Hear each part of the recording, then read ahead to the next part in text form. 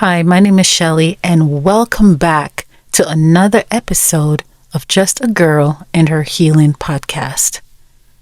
Today's episode is one of the hardest I've had to record so far. And if I'm being honest, I almost didn't want to, because saying these words out loud means I can't hide from them anymore. But I believe in truth. And I believe in the power of naming what hurt us so it doesn't get to control us anymore. The title of this episode is How Abuse Found Me. And it's not just a story of pain. It's a story of survival, of reflection, and to slowly learn how to turn wounds into wisdom. This isn't just about retelling old wounds. It's about exposing the shadows that try to define me and to show you how I've been walking through them. But before we begin, I want to acknowledge that this episode will be heavy. I will speak about sexual abuse, and if you feel triggered, I encourage you to pause, breathe, and take care of yourself. Your safety and emotional well-being are far more important than listening right now. But if you do feel safe, sit with me here in this space while we talk about the heaviness of abuse and how to turn our pain of something that once tried to silence us into resilience and strength. And as you listen, I invite you to lean in with me, not just to hear my story, but maybe to reflect on your own.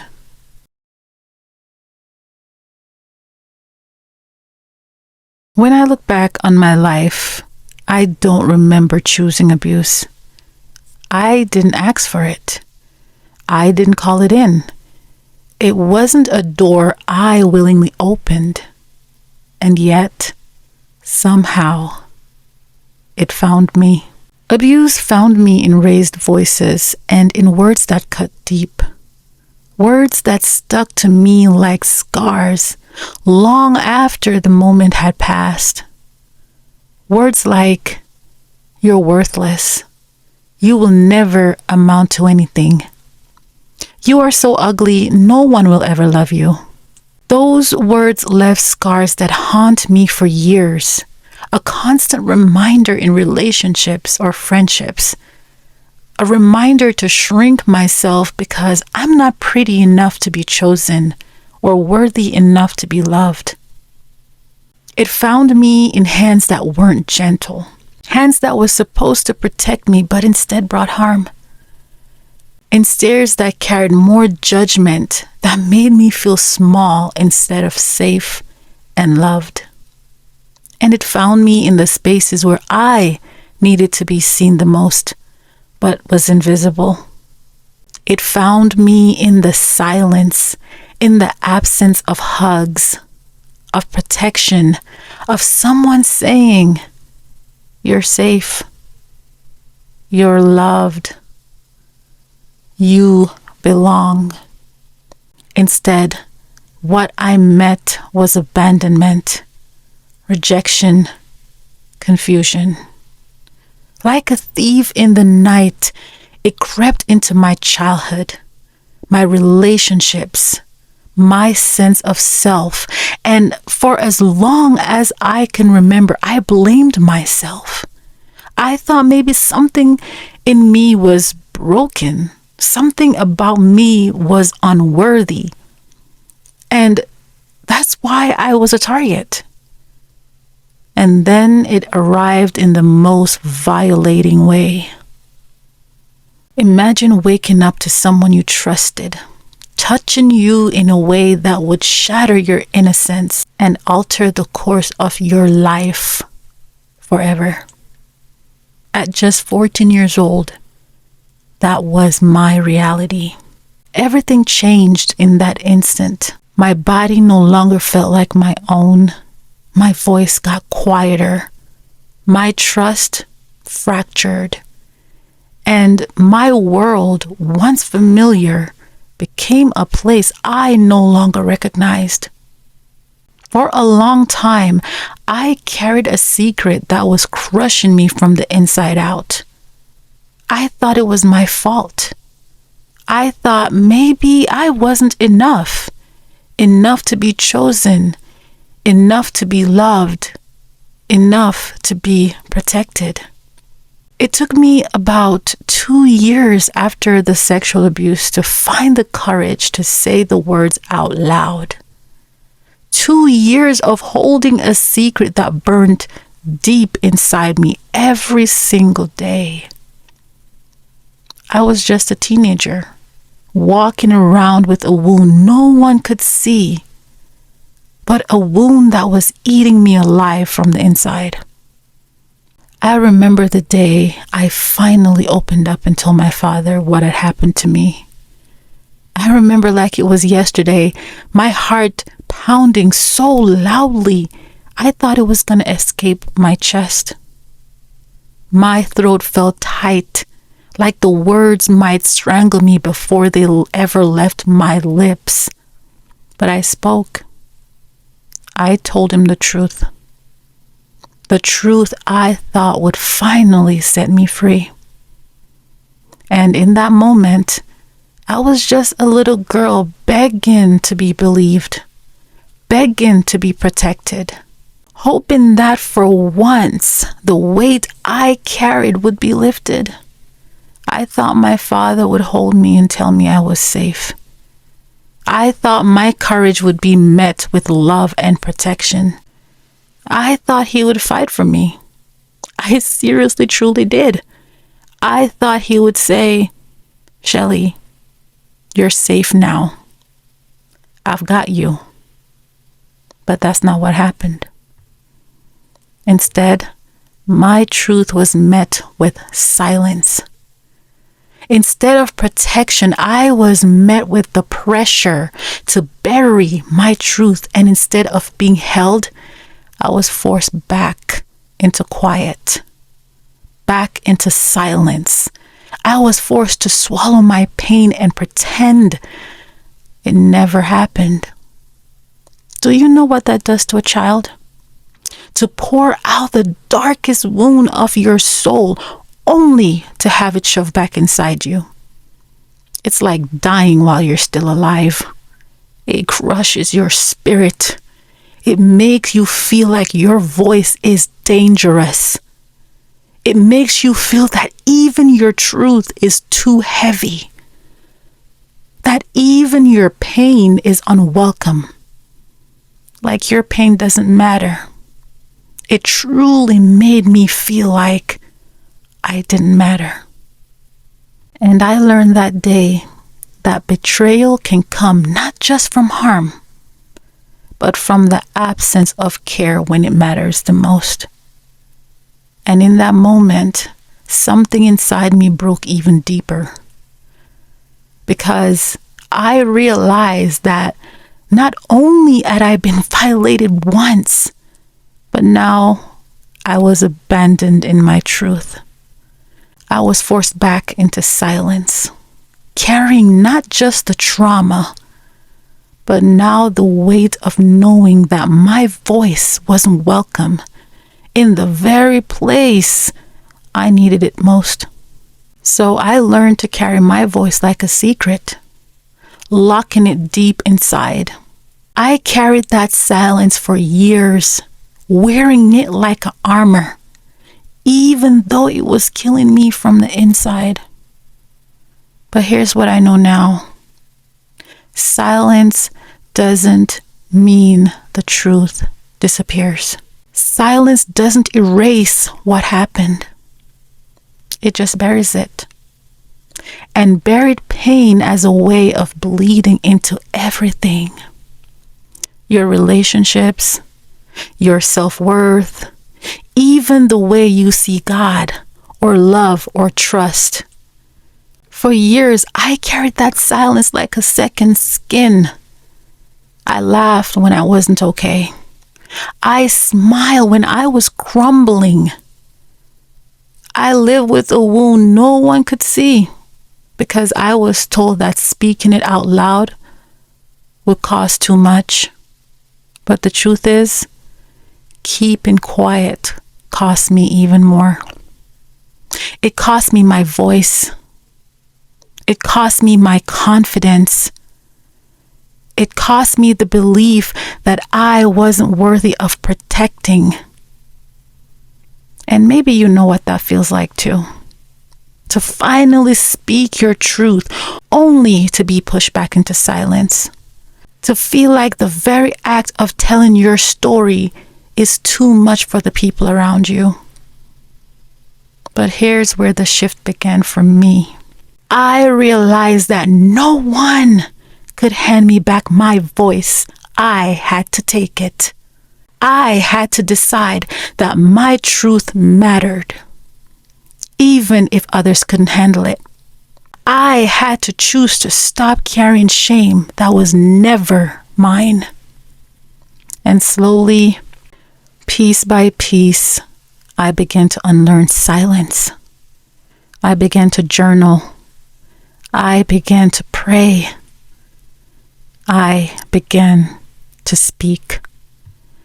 And every time I did, it felt like reclaiming a piece of myself that had been stolen. So yes, abuse found me. And yes, betrayal found me again when my truth wasn't protected. But healing also found me. And with healing came strength I didn't know I had, and a voice I refuse to bury ever again. When I say abuse found me, I don't say it to stay stuck in the pain.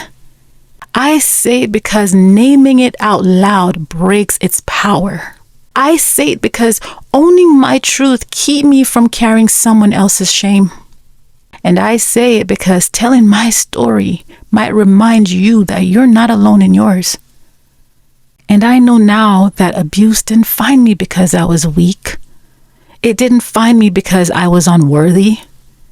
It found me because broken people pass down brokenness.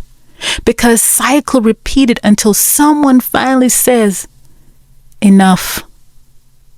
You see, generational pain is sneaky. It multiplies when it's ignored. And as children, we don't see our caregivers as wounded. We only feel the impact of their pain. You know, abuse shaped the way I saw myself. For years, it whispered lies into my identity and taught me to accept less from life. But here's what I've learned. Abuse thrives in silence. It survives in shadows. And in the moment you name it, speak it, or write it, you begin to dissolve its power. So I chose to speak, even though I was silenced once, and even though speaking again felt terrifying. I began to reclaim the voice that had been taken from me. I journaled. I prayed. I shared my truth in safe spaces. Every time I spoke, I reclaimed a piece of myself that had been stolen. I journaled. I prayed. I shared my truth in safe spaces. Every time I named my story, I reminded myself, this trauma does not define me. This abuse does not determine my worth. And slowly, I began to breathe again. I began to trust myself. I began to believe that I could be safe and that I could choose love even when the world failed me. If abuse ever found you, I want you to hear this. You are not to be blamed. Your story matters. Your scars do not make you less. They actually prove your strength.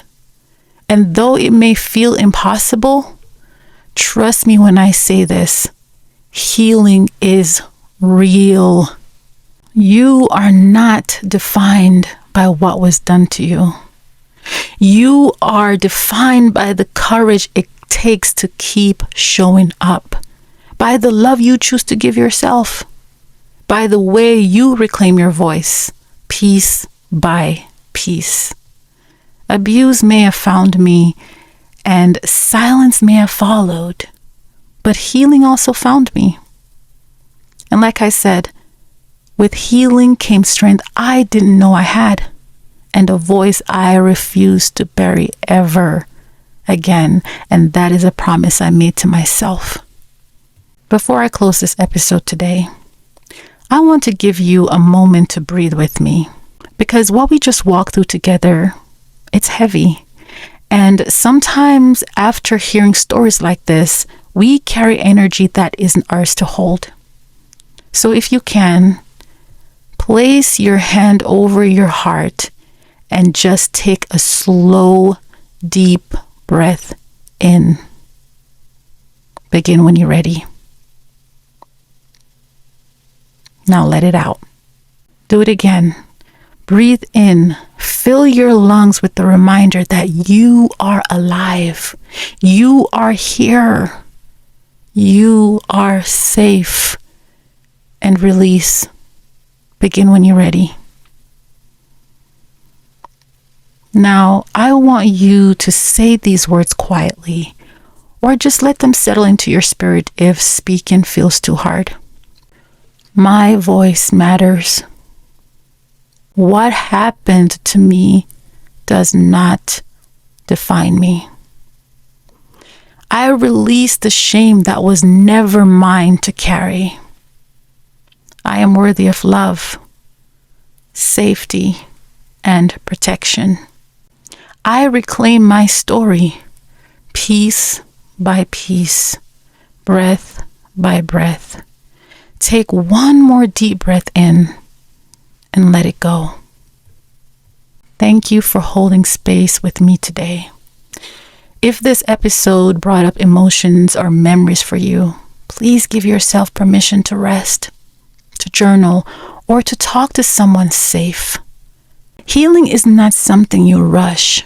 It's something you nurture slowly, intentionally, and gently. If you're holding on to trauma, I want you to hear this clearly. You, my dear, you are not alone. And I want you to know you are worthy of love, of protection, of belief. You are allowed to take up space, to speak your truth, and to heal at your own pace.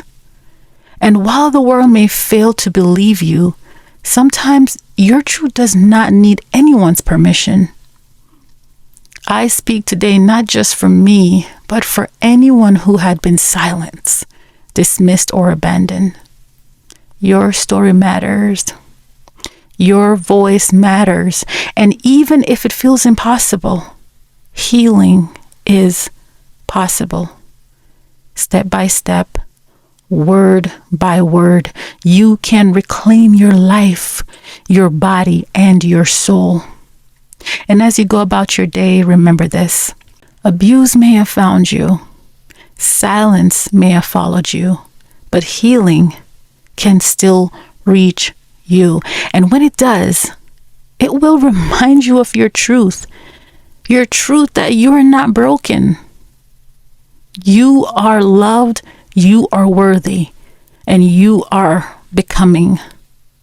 Until next time, my loves, take care of your heart. And thank you so much for listening.